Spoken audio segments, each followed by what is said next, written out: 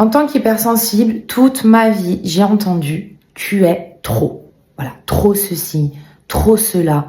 Alors, je pense pas que je sois trop, je pense que je suis plus intense. C'est pas trop. Pourquoi ce serait trop? Pour qui? Sur quels critères? Sur quoi on se base? Peut-être que c'est les autres qui ne sont tout simplement pas assez. Donc, on va pas avoir la prétention de se dire qu'on est mieux qu'un tel, mais différent. Et comme on n'est pas dans la majorité, bien qu'on soit de plus en plus nombreux à s'apercevoir de ce trait de personnalité, la majorité aurait forcément raison. Moi, je suis pas d'accord. Je pars du principe que on est ce qu'on est, et heureusement qu'on n'est pas tous pareils. Et très humblement, heureusement qu'il y a des gens hypersensibles. Parce que vous imaginez, si on était tous, je vais pas dire éteint, c'est pas le mot, on peut être sensible, mais limité là-dedans, sans ressentir profondément les choses. Et je suis pas trop.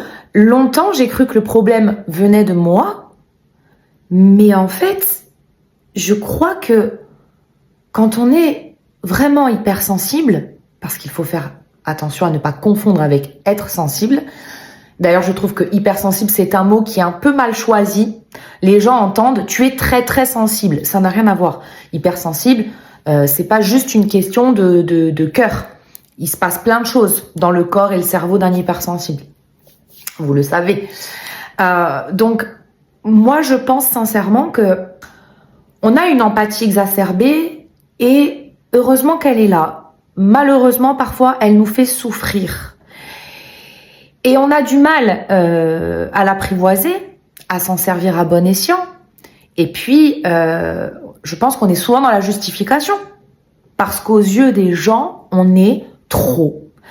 Et je pense que beaucoup de personnes, sans s'en rendre compte, ont de la chance d'avoir affaire à des gens comme nous. Parce que peut-être que dans certains contextes, certaines situations, on s'est comporté de la façon la plus appropriée envers eux. On les a peut-être aidés par nos discours, par notre attitude. Et sans s'en rendre compte, ils ne savent pas que si nous n'étions pas hypersensibles, on n'aurait peut-être pas pu faire ce qu'on a fait ou dire ce qu'on a dit, justement.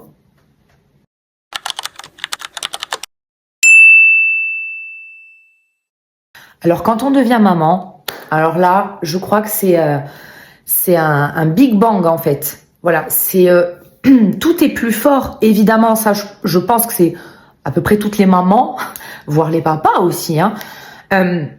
Tout est plus fort, tout se multiplie. On découvre un amour qu'on n'avait jamais connu avant, un instinct qui se développe. Je veux dire, on entend notre bébé pleurer, on a tout de suite ce cœur-là qui se lève, on se précipite. C'est comme ça. De voir, par exemple, son enfant tomber, je pense que tous les parents comprendront. Quand on voit notre enfant tomber et se faire mal, on a cette espèce d'instinct, de précipitation. Et si jamais quelqu'un nous empêchait d'intervenir, ça serait plus que douloureux. C'est dans les tripes, en fait. Ça nous dépasse. Et quand on est hypersensible, il y a l'empathie qui entre en jeu et qui peut brouiller un petit peu les décisions qu'on a à prendre. On a du mal à se positionner. Est-ce que je suis assez rigoureux et strict et encadrant, rassurant? Parce que pour moi, je pense que mettre un cadre à son enfant, c'est vraiment le faire se sentir en sécurité. Est-ce que je suis trop permissif, trop dans l'explication, chercher à comprendre en permanence et finalement, ça peut provoquer de l'anxiété chez l'enfant parce que on lui donne l'impression que on est dans le doute, on se remet en question en tant que parent. Alors oui, c'est un bon exemple à donner dans un sens.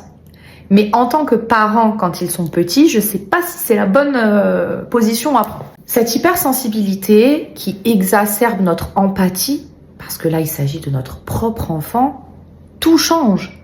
On est hypersensible et empathique, on devient parent. Les deux fusionnent, mais c'est une explosion totale.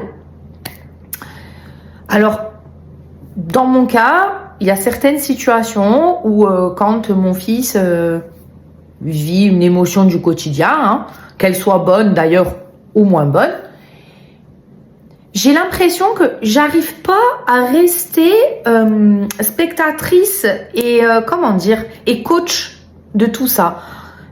J'y arrive plus ou moins, mais je suis tout de suite un petit peu dans la projection en fait, le transfert. C'est-à-dire que j'ai l'impression que c'est moi qui ressens ça. Et souvent, ma réflexion c'est oui, non mais je comprends tout à fait ce qu'il ressent. C'est là, je sais ce qu'il ressent là. Là, c'est normal en fait. Moi, j'aurais réagi pareil. Alors après, il y a encore une fois le regard des autres, des gens qui comprennent pas, que oui, on va pas discuter 1000 ans. À un moment donné, il faut y aller. On les laisse tout faire et puis il faut pas tout le temps chercher à comprendre. Mais c'est au-delà de ça en fait. C'est qu'on ressent. On cherche pas forcément à comprendre, on ressent d'abord. Après oui, ça nous amène à nous poser des questions, etc. Mais on est dans le ressenti là, spontané, viscéral. On voit notre enfant dans une émotion, bam, ça nous percute. On la ressent avec lui. Alors quelque part, je trouve que c'est un atout parce que ça nous permet de savoir exactement ce qui se passe dans leur tête et dans leur cœur. En tout cas, souvent. D'accord ? On n'a pas non plus un pouvoir magique. Mais en même temps, peut-être que ça peut nous influencer sur les moments où des fois, effectivement, on devrait peut-être pas trop attendre avant d'agir et être un peu plus réactif pour les sécuriser. Je sais pas trop me positionner encore par rapport à ça. Je cherche tous les jours hein, et des fois, je peux passer 3, 4 jours et nuits même à réfléchir sur un tout petit événement qui s'est passé avec mon fils. Voilà. Pourquoi là il s'est mis à pleurer pour si peu. Tic, tac, tac, tac, tac, pensée en arborescence, ça s'arrête plus. Donc dites-moi si vous aussi ça vous arrive en tant qu'hypersensible ou non d'ailleurs, même si vous êtes un papa, parce que oui cette chaîne est en grande partie faite pour les mamans, mais évidemment tout le monde est bienvenu, les grands-parents, tout le monde. Et peut-être même que ça va vous aider à mieux comprendre les gens qui ont ce type de profil. Je pense que être une maman hypersensible, comme pour tout, ça a ses avantages et ses inconvénients. Mais je pense que c'est un atout, malgré tout.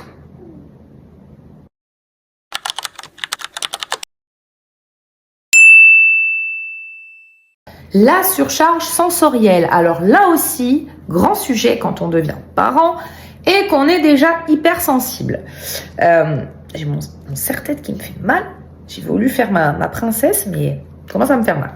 Alors là, pour le coup, quand on est hypersensible, on peut avoir des sens un peu plus développés que d'autres. C'est pas systématique chez tout le monde, chez certains. Il peut y en avoir que 2 ou 3, chez d'autres, bon, peu importe. Moi, par exemple, je suis pas très sensible à l'odorat. Peut-être aussi parce que je suis fumeuse, hein, mais même si j'essaye d'arrêter en ce moment et c'est très dur. L'odorat, pas tellement. Le goût, ça va. Par contre, le bruit et les textures, c'est quelque chose chez moi qui est très, qui peut être très invalidant par moment. Et encore une fois, les gens ne comprennent pas. J'entends, oh ça va, tu es trop chipoteuse là, oh là là, tu en fais trop, tu exagères. Non, j'exagère pas. Je vous le couperai pas au montage celui-là. J'exagère pas, non. C'est mon ressenti, j'y peux rien. Si j'ai choisi d'aller dans un endroit bruyant, si je l'ai choisi avec envie, ça peut être une fête, une soirée, un feu d'artifice, un rallye automobile. Si c'est choisi avec envie, le bruit va être largement supportable. Quoique, ça dépend quand même. Si je le subis et que ce n'est pas mon choix, ça peut être la panique. Les grandes surfaces, j'en fais quasiment plus. Je vais dans les drives. La ville, j'y vais par extrême nécessité quand il y a quelque chose que je dois faire et qui ne se trouve que là-bas. Je fais pas les boutiques, c'est très rare. Je fais tout en ligne. Les endroits trop bondés, même si c'est une bonne soirée, le problème c'est que s'il y a trop de monde, je vais pas juste être là comme la plupart des gens à dire oulala, tout ce monde là ça m'agace. Non, moi ça va commencer à... Je vais commencer à me sentir pas très bien. Alors je suis pas agoraphobe, mais ça y ressemble selon les contextes. Voilà, donc panique, j'étouffe, je suis pas bien, je me sens serrée, il y a trop de bruit, j'entends rien, j'entends toutes les voix en même temps qui piaillent autour de moi, il y a la musique, il y a des gens qui rient à gorge déployée, l'autre qui mâche la bouche ouverte, l'autre qui est en train de se renverser son verre dessus, les gosses qui courent. C'est l'horreur. C'est l'horreur. Je ne peux pas. C'est impossible. Je me barre. Voilà, je me barre, clairement. Je suis pas bien. Et dans la foulée, dites-moi si vous, c'est pareil d'ailleurs. Moi, j'ai hâte vraiment d'écouter vos expériences, enfin de lire vos expériences. Je veux voir vraiment si on est nombreux dans ce cas à ressentir les mêmes choses. Donc n'hésitez pas, commentez, abonnez-vous. Parce qu'il y a plein de vidéos qui suivront à ce sujet. C'est très intéressant de pouvoir se déculpabiliser en témoignant tous en fait. Racontez-moi vos anecdotes là-dessus. J'en reviens à mes moutons. Donc voilà, les sens chez moi, c'est contextuel, mais c'est quand même global. Les textures. Alors les textures, voilà, moi je peux vous sortir 2-3 anecdotes qui apparemment la plupart du temps sont exagérées, paraît-il, pas pour moi. Je suis phobique du vomi. Bon, clairement, je préfère toucher du caca. Je suis phobique du vomi depuis quelques années. Je sais pas pourquoi à ce point-là, mais voilà, c'est arrivé. Voir quelqu'un vomir me donne envie de vomir. Le problème, c'est que j'ai extrêmement peur de vomir. Donc, si je vomis, ça tourne à la crise d'angoisse, voire à la crise de tétanie. C'est hôpital, désaturation, oxygène. Voilà. Clairement. Donc le vomi, quelque chose... Voilà. Quand mon fils était petit, c'est souvent papa qui gérait ça. Ouais. Les mouches bébés, on m'avait dit... Rien d'en parler, Les mouches bébés, on m'avait dit... Pas électrique, parce que ça peut leur faire peur. Rien à foutre. C'est-à-dire que si je ne passe pas par un mouche bébé électrique, mon enfant ne sera jamais mouché. Donc, il vaut mieux choisir entre la peste et le choléra. Choisissons. Voilà. Donc, en fait, mouche bébé électrique. Et malgré tout, je faisais laver par le papa parce que ça me dégoûte.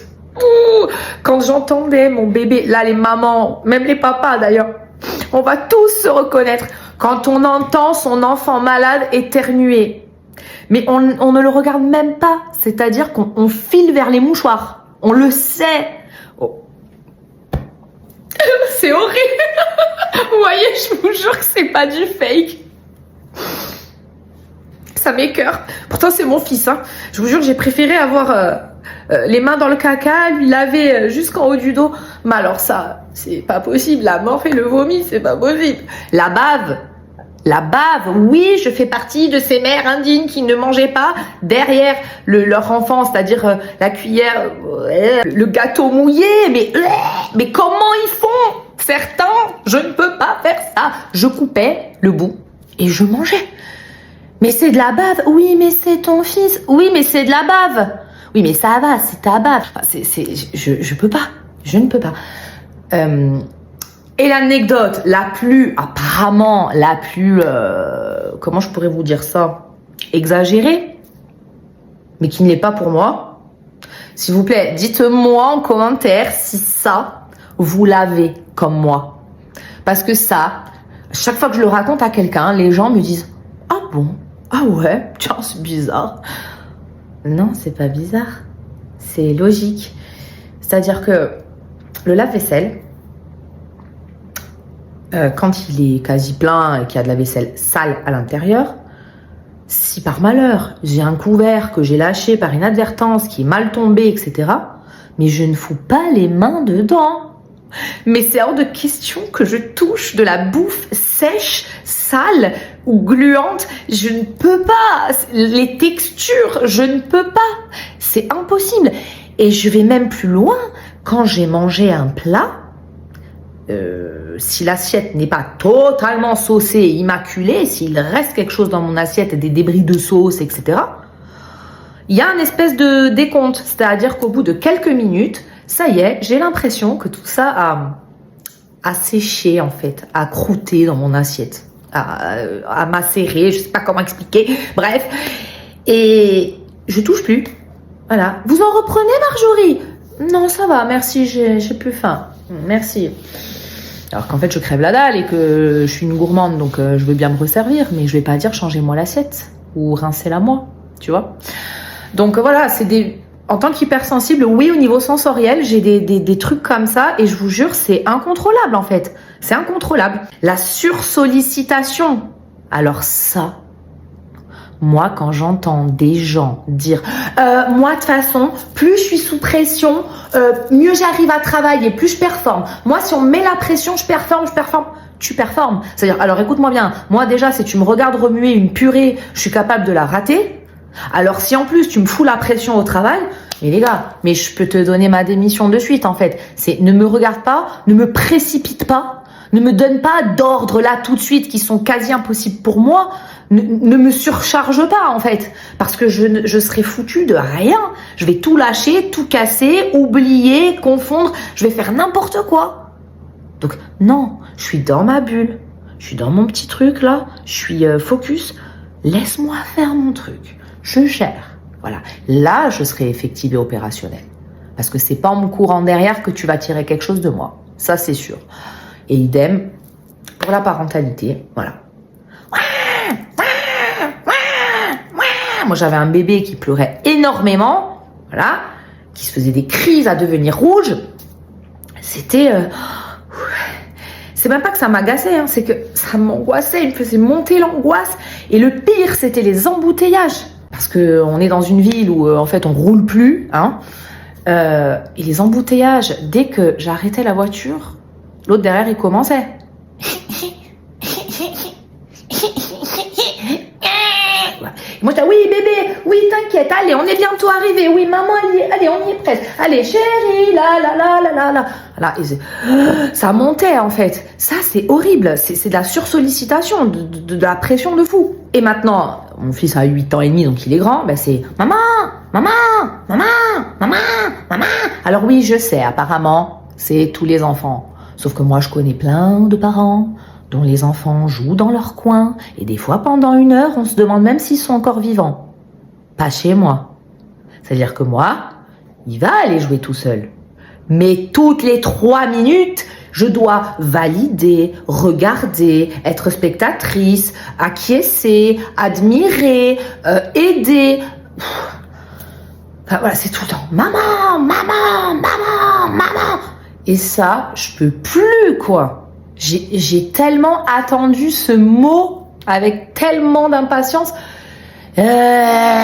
Stop. Voilà. Donc, ça, c'est quelque chose qui est exacerbé chez nous aussi. Et il faut arrêter de nous dire, franchement, t'en fais trop, hein. Franchement, t'exagères. Moi aussi, hein, quand il y a trop de bruit, ouais. Ah, le monde, je supporte plus le monde. Oui, ok, je te crois sur parole. Moi, je te parle vraiment de l'angoisse exacerbée. Vraiment, la pénétration de l'âme par cette panique, en fait. Là, on est sur quelque chose d'un peu plus costaud. Et ben, apparemment, on n'a pas le droit de se plaindre parce qu'on est toujours dans l'exagération, n'est-ce pas?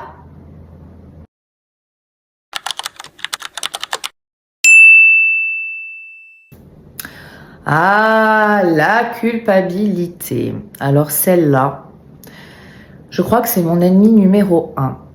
Voilà, c'est-à-dire que combien de fois dans ma vie j'ai entendu la phrase « Mais arrête de te justifier, enfin, c'est pas grave !» Et alors, oui, ça fait du bien, mais en fait, on est obligé de se justifier. Je parle pas en tant que parent, là, hein, et encore, quoique. Je parle de façon générale. Ouais, on se justifie de tout, presque comme si on était illégitime, en fait, pour tout. Parce qu'on a peur de faire mal, peur de vexer, peur de se tromper, peur d'être mal vu. Autour de nous, en général, il y a beaucoup de gens qui disent « J'en ai rien à foutre, moi, du regard des gens. » Nous, En général, c'est pas le cas. On s'en fout pas, nous. Non. Pas par égocentrisme, mais par peur de décevoir, peur qu'on ne nous aime pas, peur de ne pas être aimable, en fait. Et on se dit, mais qu'est-ce qui ferait qu'on m'apprécierait pas, en fait?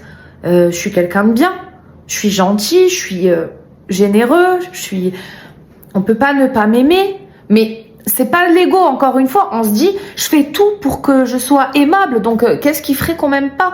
Ben, il y a des gens, tout simplement, qui vont nous trouver peut-être trop gnangnan, trop lourd, trop sensible, trop, comme l'âne. Et on culpabilise pour quasiment tout. On culpabilise même d'être. Tout simplement, on culpabilise d'être là, d'être ce qu'on est, d'être hypersensible, de ressentir tout ça. On culpabilise. Il m'est arrivé, et il m'arrivera encore, de culpabiliser pour des gens qui me font du mal et avec qui je me suis défendue, en fait, parce que ça me touche tellement certaines choses que je vais rentrer dans le lore et je choisis des mots toujours très ciblés, très fins. Je vais vraiment piquer là où ça va piquer. Mes mots sont très... J'y réfléchis pas, ils sortent spontanément. J'ai toujours la répartie qui fait mal. Et après, mais la culpabilité, parce que je me refais la scène 15 fois dans ma tête et je me dis oui, bon quand même il m'a dit ça, c'est dégueulasse. Ouais mais toi tu lui as dit ça quand même, là c'est méchant. Ouais mais il a mérité, attends, toi aussi tu méritais pas qu'il te parle comme ça, hein. Mais bon, ça quand même tu aurais peut-être dû éviter d'aller sur ce sujet. Voilà, c'est ça. On se refait la scène et on est les deux personnages en fait, on pense à la place des deux. Enfin ça rend fou. Alors en tant que parent, mais alors là c'est le pompon. On culpabilise en permanence. Est-ce que je suis trop sévère? Est-ce que je le suis pas assez? Est-ce que je suis laxiste? Est-ce que je suis psychorigide? Est-ce que je suis trop sur lui? Est-ce que je le surprotège? Est-ce que je lui laisse trop d'autonomie? Est-ce qu'il va m'aimer toute sa vie? Est-ce que il va me supporter toute sa vie? Est-ce que je lui colle pas un peu trop? Est-ce que je lui donne assez de câlins? Est-ce que là, j'aurais dû le gronder? Est-ce que j'ai pas crié un peu trop fort? Est-ce que les mots que j'ai employés vont le blesser, lui donner des angoisses à lui aussi et remettre en question toute sa vie d'adulte plus tard? Enfin, on est complètement taré. Mais c'est lui qui est taré, là, the brain. Il est taré, c'est lui. Parce que nous, on aimerait, nous, là, celui-là, là. Il nous dit, oh, tu veux pas nous donner un petit peu d'air quand même? Parce que là, ça fait mal au bout d'un moment. Et l'autre, là-haut, qui dit, ben non, c'est moi qui drive. Et c'est horrible en fait, parce qu'on peut rien y faire. Et c'est de la culpabilité pour tout. Voilà. À croire que tout ce qu'on fait, c'est jamais assez bien pour notre progéniture. Voilà. Tout le temps l'impression de se tromper, de prendre les mauvaises décisions, jamais trouver l'équilibre. Voilà. On a toujours l'impression qu'on se trompe ou qu'on a de toute façon, c'est sûr, je fais pas ce qu'il faut. J'en suis sûre que ça va lui porter préjudice. Je suis sûre qu'il a besoin de ça et pas de ça. Alors, je peux pas vous donner de conseils, hein. Après, c'est plus facile d'en donner aux autres qu'à soi-même. J'ai envie de dire, essayons de nous détacher de ça. Et s'il y a des parents, d'ailleurs, qui ont réussi à le faire, je veux bien vous conseiller. Parce que c'est très dur. Alors oui, tous les parents culpabilisent. Mais en général, quand ils vont se coucher crevés, ils dorment. Nous, quand il y a des scènes comme ça qui engendrent la culpabilité, le soir, c'est interminable. On se relève, on se retourne dans le lit, on se recouche, on réessaye, on repasse la scène en boucle, on se pose 1000 questions, on fait des recherches sur le téléphone, on se recouche, on réessaye, on se relève. Enfin, ça prend des proportions. On est épuisé. Voilà. Donc, la culpabilité, je crois que c'est un de mes plus gros chantiers. Clairement.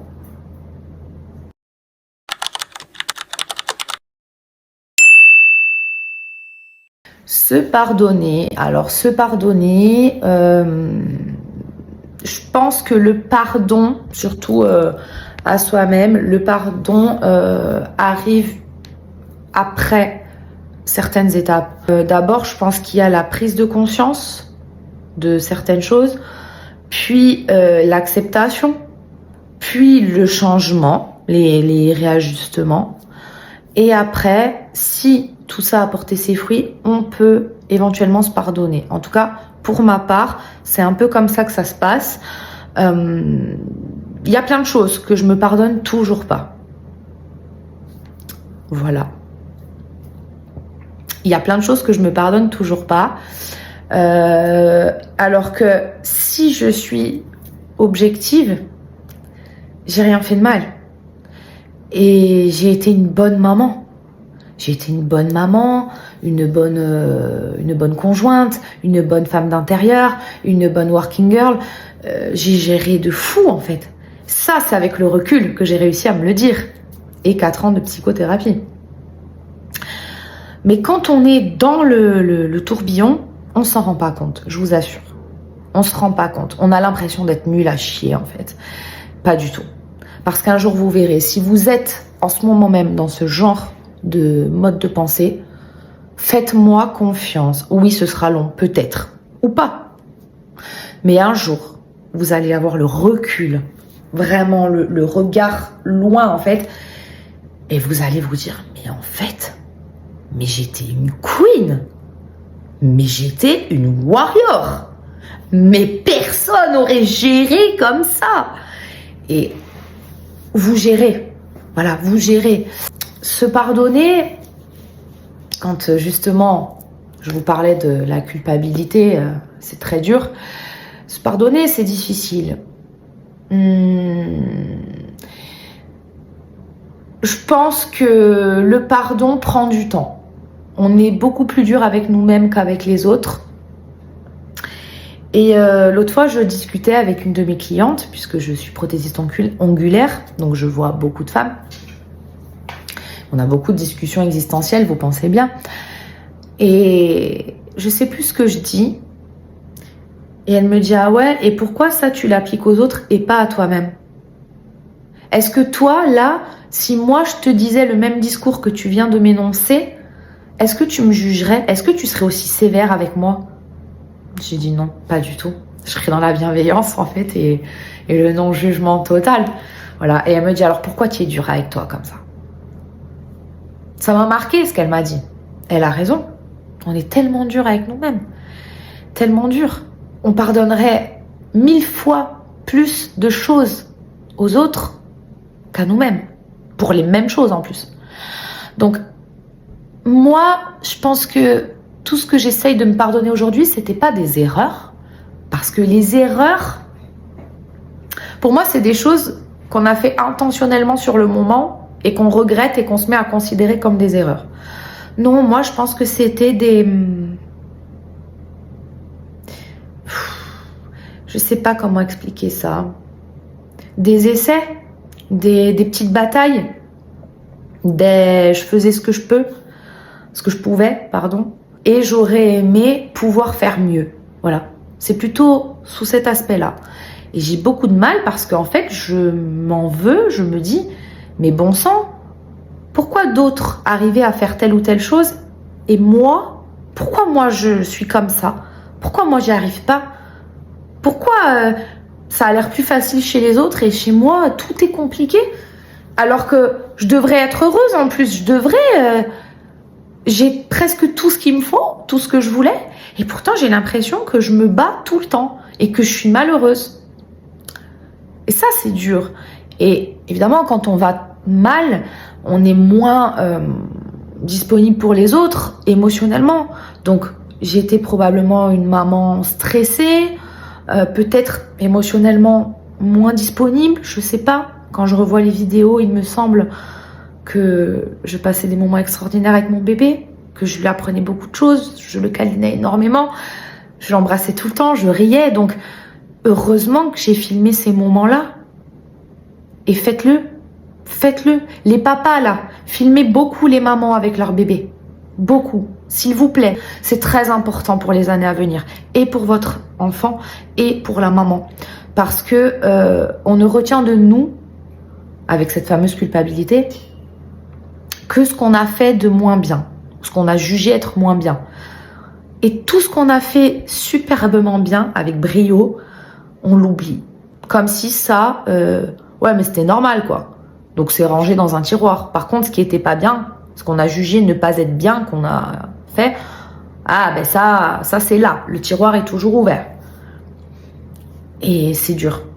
Donc moi je m'appuie beaucoup sur ces instants capturés pour déculpabiliser un maximum et essayer de me pardonner certaines choses. Voilà. Mon indisponibilité émotionnelle, physique aussi, à cause du boulot, mais j'avais pas le choix.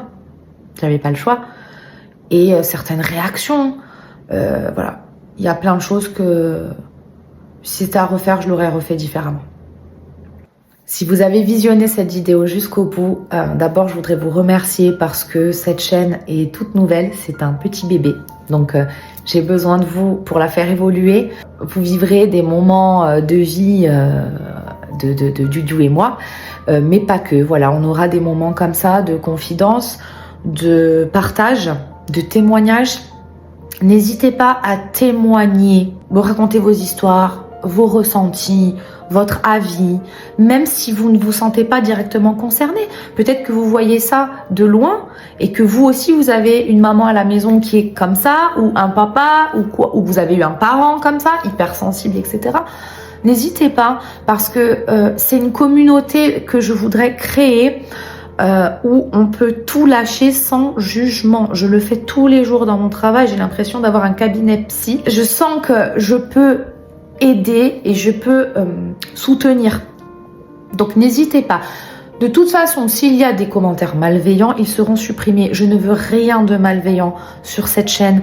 Je veux que du positif, de la compassion, de l'empathie, de la bienveillance et de l'encouragement. Si vous m'avez écouté jusqu'au bout et que vous vous êtes reconnu dans un ou plusieurs de ces chapitres, vous êtes au bon endroit, il y aura d'autres choses à venir.